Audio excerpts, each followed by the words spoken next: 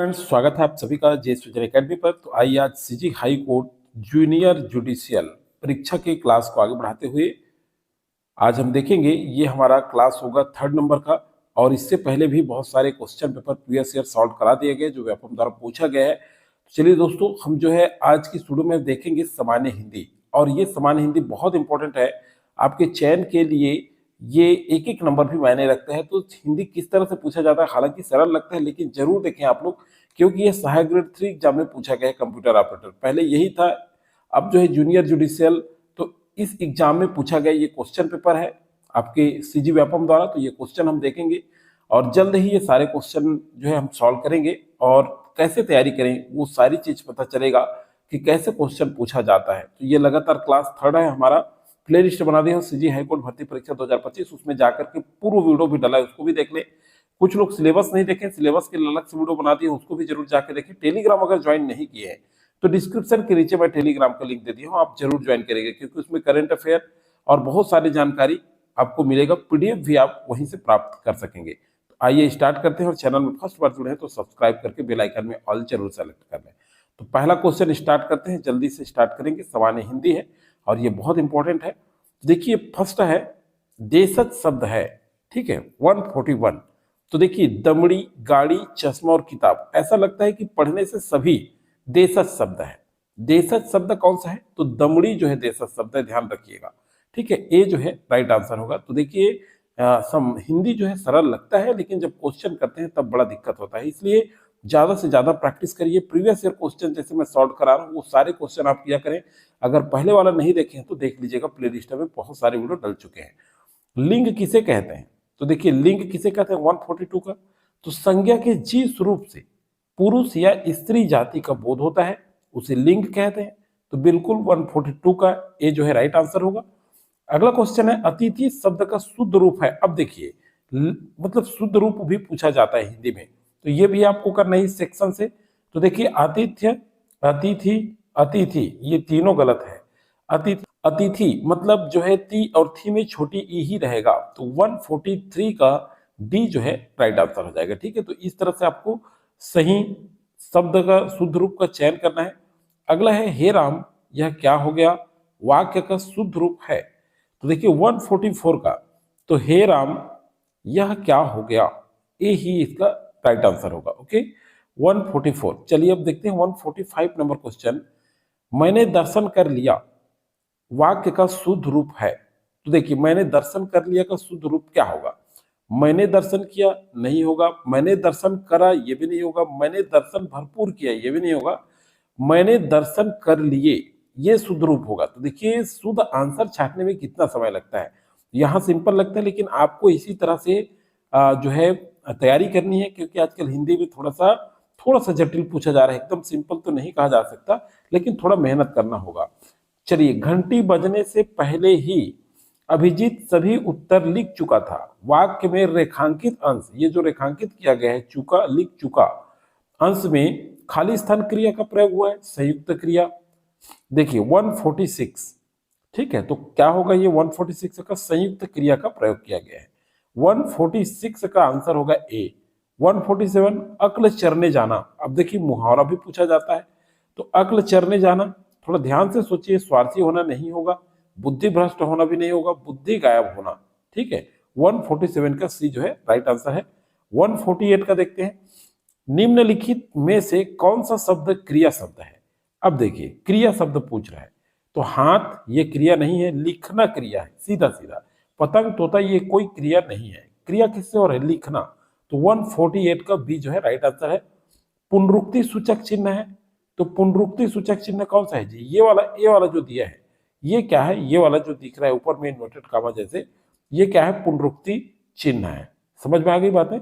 ठीक है, क्लियर हो रहा है दोस्तों किस तरह से पूछ रहा है क्वेश्चन? आप बिल्कुल क्लियर देख पा रहे होंगे कि इसी लेवल में हमको तैयारी करनी है।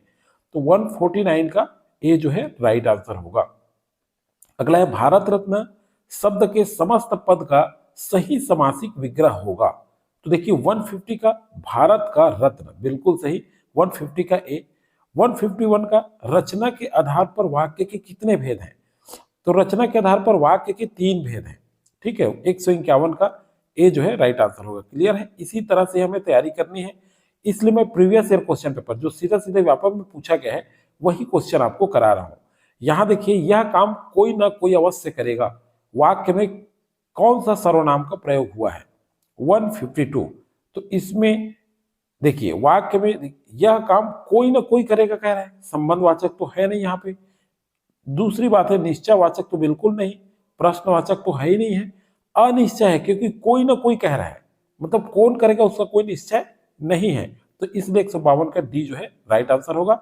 वह स्कूल नहीं जा रही है, उक्त वाक्य प्रकार है, का प्रकार कौन सा है? वह स्कूल नहीं जा रही है। 153, तो वह स्कूल नहीं जा रही है, यहां देखिए नहीं कह रहा है, क्या कर रहा है? स्कूल जा रहा है नहीं कह रहा है, नहीं जा रहा है तो नकारात्मक बात है, तो निषेध परक वाक्य हो गई।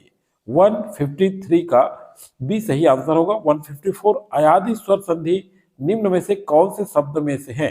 तो देखिए स्वर संधि में से भी क्वेश्चन पूछा जा रहा है, तो ये विनायक, ठीक है, क्या होगा? 154 का सी जो है राइट आंसर होगा। ओके, यहां देखिए आगे चलते हैं। प्रत्यय जोड़े जाते हैं वर्ण के अंत में। देखिए कैसे पूछा गया प्रश्न, शब्द या धातु के अंत में। तो प्रत्यय जो होता है ये शब्द या धातु के अंत में जोड़े जाते हैं, ठीक है। 155 का बी जो है राइट आंसर होगा। 156 का अल्प विराम चिन्ह का प्रयोग कब होता है? तो दो वाक्यों को अलग करने के लिए। देखिए ध्यान से देखिएगा, ये क्वेश्चन ध्यान से लेना है आंसर हमको। 156 का पूछ रहा है, तो देखिए एक ही वर्ग की एकाधिक शब्द को अलग दर्शाने के लिए किया जाता है। बिल्कुल सही आंसर होगा बी 156 का। 157, अक्षत का अनेकार्थक शब्द है। तो देखिए अक्षत का अनेकार्थक शब्द क्या है? कमल नहीं है, विपंति नहीं, बिना घाव। क्या हो जाएगा? बिना घाव। 157 का सी जो है राइट आंसर है। 158 पे देखते हैं, चलिए। मोहन के हाथ में लंबी छड़ी है, ठीक है, यहां विशेषण शब्द है, तो क्या है भाई? थोड़ा सा पढ़े आप लोग, और पढ़ करके आंसर अगर ढूंढे तो आपको बिल्कुल पता चल जाएगा। जब ज्यादा अध्ययन किए रहेंगे, इन सारे जो पूछा जा रहा है इसको हमें अभ्यास करना है। तो देखिए 158 का क्या है? मोहन के हाथ में लंबी छड़ी, यहाँ विशेषण क्या है? तो छड़ी तो है उनके हाथ में, लेकिन कौन सी छड़ी है?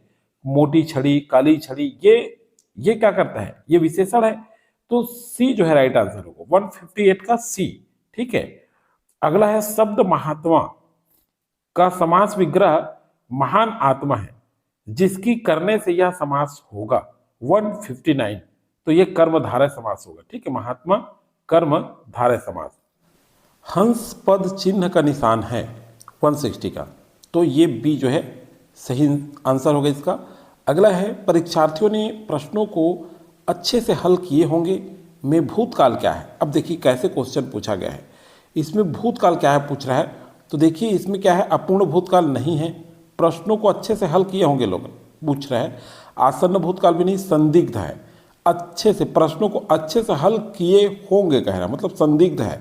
तो किसकी बात की जा रही है इसमें? संदिग्ध। तो सी यहाँ पे 161 का सी सही होगा। 162 वचन से अभिप्राय है। अब देखिए वचन से क्या अभिप्राय है? 162 का वाक्य से, अक्षर से। वचन से अभिप्राय है अक्षर से, ठीक है, क्योंकि अक्षर से मिलकर वाक्य बनेंगे। तो ये क्या है? वचन से अभिप्राय क्या होगा? अक्षर से। तो 162 का वचन से अभिप्राय, एक बार करेक्ट कर लेते हैं इसको। वचन से अभिप्राय क्या पूछ रहे हैं? वचन से अभिप्राय है, वाक्य से 162 का, अक्षर से नहीं। तो वचन से अभिप्राय क्या है? संख्या से है, ठीक है। क्या आंसर लिया गया इसका? 162 का सी बताया गया है। फाइनल आंसर में ये लिया गया था, ठीक है, संख्या से। तो 162 का सी जो है राइट आंसर होगा। अगला चलिए देखते हैं। 8 आंसू रोना मुहावरे का अर्थ क्या है? 163 अत्यधिक रोना, बहुत पछताना। 8 आंसू रोना मतलब अचानक आफत आ पड़ना, विचलित होना तो होगा नहीं, लेकिन इसमें कन्फ्यूज हो सकते हैं आप। अचानक आफत आ पड़ जाना, जिस कारण से 8 आंसू रोना मुहावरे का अर्थ होगा, ऐसे करके आंसर लिया जा सकता है। लेकिन अत्यधिक रोना और बहुत पछताना भी दिया है, तो ये ध्यान से लीजिएगा आंसर। तो इसलिए 163 का ए राइट आंसर है। अगला है 164 आपकी रचना श्रेष्ठतम है, वाक्य को शुद्ध कीजिए। तो देखिए आपकी रचना श्रेष्ठ है नहीं होगा, आपकी श्रेष्ठ रचना है। आपकी रचना श्रेष्ठतम है, देखिए आपकी रचना श्रेष्ठतम है लिखा है, श्रेष्ठ लिखा है, लेकिन ये क्या होता है एक्चुअल में सही श्रेष्ठतम, मतलब ये देखिए जो हम लोग वर्तनी देखा था उस हिसाब से पूछ दिया गया है, तो ध्यान रखिएगा, शुद्ध शुद्ध जरूर पढ़ें। सी यहाँ पे राइट आंसर होगा 164 का। ठीक है, चलिए 165 का देखते हैं। रामायण का शुद्ध रूप है, तो देखिए रामायण का शुद्ध रूप क्या होगा 165 का। देखिए तो ये शुरू जो लिखा है रामायण यही होगा, बाकी इस तरह से नहीं लिखा जाता है। ठीक है, 165 का ए। 166 भाववाचक संज्ञा में व्यक्ति या वस्तु की किस चीज का बोध होता है। ठीक है, 166 का, तो चलिए इसका सही आंसर क्या होगा, गुण होगा। ठीक है जी, भाववाचक संज्ञा में व्यक्ति या वस्तु की किस चीज का बोध होता है, क्लियर है दोस्तों, तो गुण का बोध होता है। ठीक है, 166 का डी राइट आंसर है। 167 में चलते हैं। वाक्य के मुख्य कितने अंग हैं, अब बताइए वाक्य के कितने अंग होते हैं, ऐसा भी क्वेश्चन पूछा गया है 167 का, तो 2 होते हैं। कितने होते हैं, 2। 167 याद रखिएगा। अब चलिए देखते हैं 168, तो 168 केवल आंसर देख रहे हैं ना, यहाँ पे हम लोग डिटेल नहीं पढ़ रहे हैं, ये प्रीवियस ईयर जो क्वेश्चन है उसको देख रहे हैं। वह खाना खा रहा है में कौन सा शब्द सर्वनाम है, 168, तो वह खाना खा रहा है में वह में कौन सा शब्द सर्वनाम है, तो भाई वह सर्वनाम होगा, वह तुम वे आप, ये तो सर्वनाम है।